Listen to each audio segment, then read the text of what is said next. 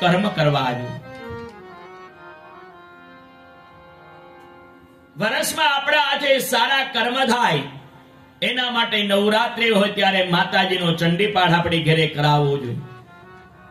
ગણપતિ ઉત્સવ હોય તો ગણપતિનો યજ્ઞ કરાવવો જોઈએ, જેનાથી આપણા ઘરને પવિત્રતા પ્રાપ્ત થાય છે.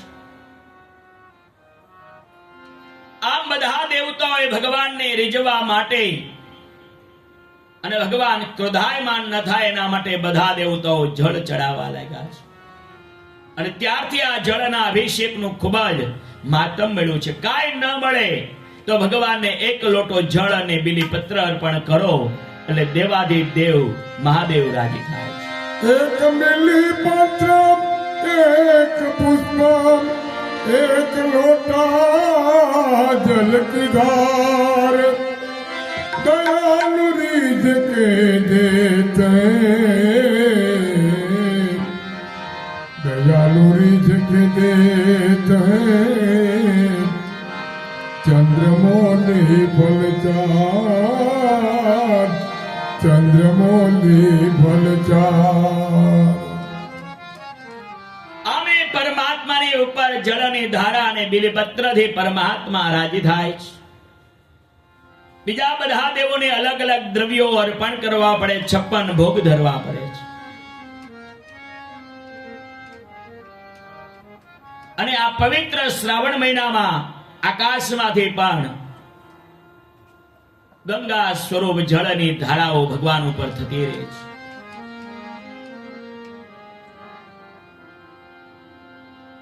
એટલે પરિબ્રહ્મ પરમાત્મા દેવાધિદેવ મહાદેવ બધાની ઉપર પ્રસન્ન થાય છે. મહાદેવની પૂજાનું ખૂબ જ શાસ્ત્રમાં મહાત્મો બતાવ્યા છે. એ પૂજા અર્ચન કરવાથી કેટલું પ્રાપ્ત થાય છે. દરેક ઋષિઓ, દરેક પરમાત્માએ મહાદેવની પૂજા કરી છે. ઘણી ફેરો આપણે એમ થાય કે આપણો સંપ્રદાય આમ છે. એ સંપ્રદાય તો આપણે બનાવ્યા છે બધા, પણ આપણો બધાનો સંપ્રદાય એક જ સત્ય સનાતન ધર્મ. બધા હિન્દુ લોકોનો એક જ ધર્મ છે. એમાંથી આ બધી ડાળીઓ બન્યો છે. કારણ કે સંપ્રદાય તો હજી આપણે 100, 150, 200 વર્ષથી આવ્યા. નકર ગામ હોય ત્યાં શિવાલય ને એક રામજી મંદિર હોય છે. આ આદિકાળનો નિયમ છે. અને બીજા બધા દેવતાઓનો મંદિર તો જેમ જેમ સમય આવતો ગયો, કળિયુગની અંદર ભગવાને ભાગવતની અંદર વર્ણન કર્યું છે, જેમ જેમ સમય આવશે ને એમ ધર્મો નવા નીકળતા જશે. આપણે ઉઠીએ ત્યાં સવારમાં નવો ધર્મ સાંભળો. કારણ કે ઘણા બધા એવા સંતો મહંતો પોતાના ધર્મની સ્થાપનાઓ કરે છે. સંભવામી યુગે યુગે.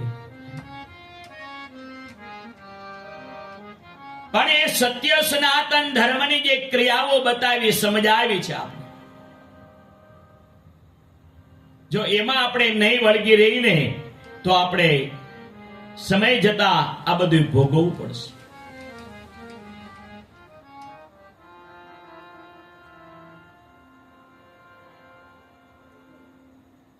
દિવ્ય ભગવાનની કથાઓ સમજાવે, બતાવે છે.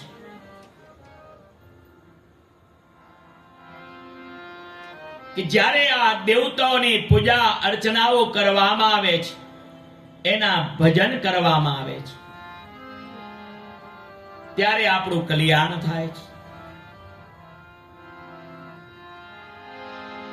ગઈકાલે આપણે 3 જ્યોતિર્લિંગની કથા સાંભળી. આજે જ્યારે ચોથા જ્યોતિર્લિંગની અંદર જ્યારે પ્રવેશ કરીએ, ઓમકારેશ્વર મમલેશ્વર મહાદેવની એના શ્લોકનું સ્મરણ ચિંતન કરી અને ચોથા જ્યોતિર્લિંગની અંદર મંગલ પ્રવેશ કરીએ.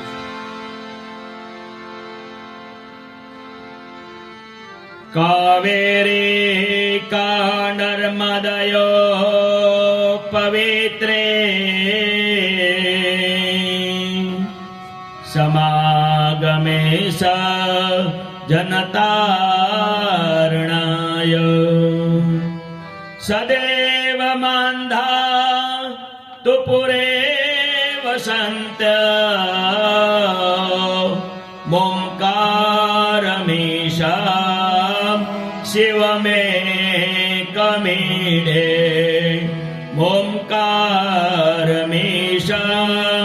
શિવ મે કમીડે. ઓમકાર મહાદેવના ચરણની અંદર વંદન કરી અને ભગવાનના ગુણગાન આપણે ગાઈશું. દરેક જ્યોતિર્લિંગના અલગ અલગ સ્તોત્રો છે, અલગ અલગ એના શ્લોકો છે.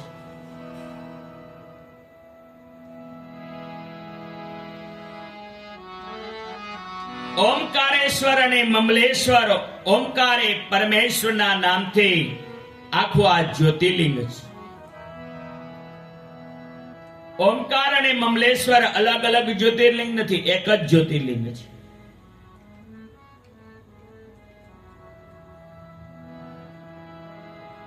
એક સમયે નારદ મુનિને વિચાર આવ્યો કે મારે દેવાધિદેવ મહાદેવનું ભક્તિ કરવી છે, સાધના કરવી છે.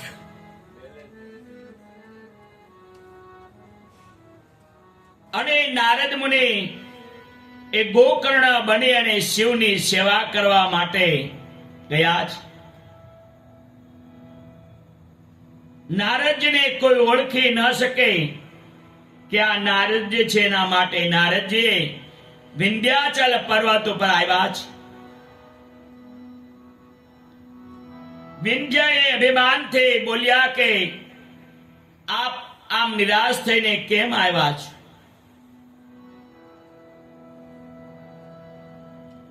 અને શા માટે તમે આ વેશને બદલો છો? તમે જો નિરાશ છો તો હું શ્રેષ્ઠ છું. તમારે જે કાંઈ જોતું હોય તે મારી પાસે તમે માગો.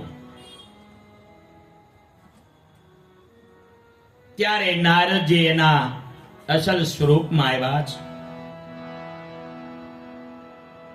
ત્યારે નારદજીએ કહ્યું કે હું તો ભક્તિ કરવા માટે આવ્યો હતો, સાધના કરવા માટે આવ્યો હતો.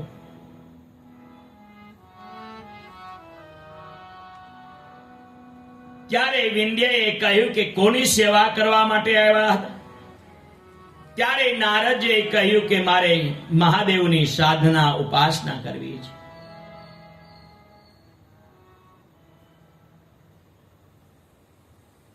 જ્યારે પોતાને અભિમાન આવે છે કે હું કાંઈક છું, ત્યારે પરમાત્મા એનું અવશ્ય અભિમાન ઉતારે છે.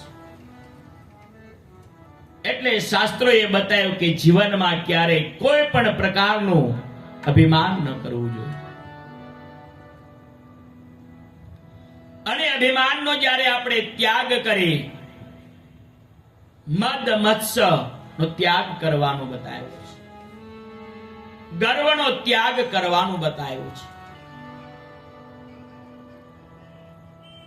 ત્યારે વિંધ્યાચલે કહ્યું કે હું શ્રેષ્ઠ છું. ત્યારે નારદજીએ કહ્યું કે તમે શ્રેષ્ઠ નથી, તમારા કરતા સુમેરુ પર્વત શ્રેષ્ઠ છે.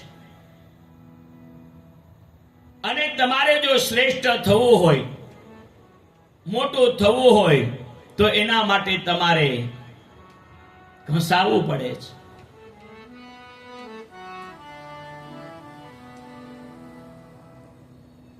ત્યારે નારદ મુનિએ વિંધ્યાચલને કહ્યું કે તમારે 6 મહિના સુધી ભગવાન મહાદેવનું અનુષ્ઠાન કરવું પડે, જપ કરવા પડે, તપ કરવા પડે અને પાર્થિવ શિવલિંગની પૂજા કરવી.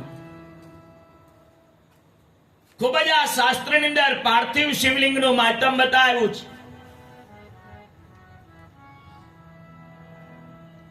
અને જ્યારે આપણે વધારે ભક્તિ કરીએ ત્યારે આપણી ઘરે કોક આંગણે આવે છે. એટલે ભજન કીર્તન ની અંદર કીધું કે કોક દી ભગવાનને જો આપણા આંગણે આવવું હોય તો તમારી ભક્તિ જોઈને આવે છે. એમને પરમાત્મા આવતા નથી. કોક દી ભૂલો પડજે ભગવાન મારે કાઠિયાવાડમાં કોક દી આનંદ ભૂલો પણ ભગવાન એ તું તો જાને મારો મહેમાન એ તને હર કે ભૂલાવું જા